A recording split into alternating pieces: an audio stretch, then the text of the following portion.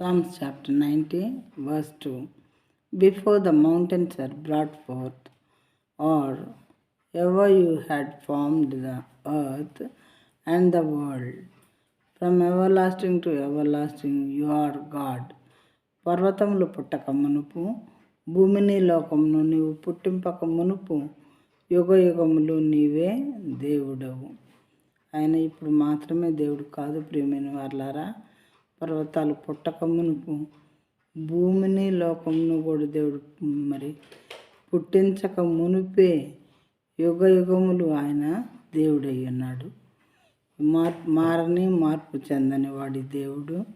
The God in the Bible గురించి మారని మార్పు చెందని వాడు అని వ్రాయబడి ఉన్నది.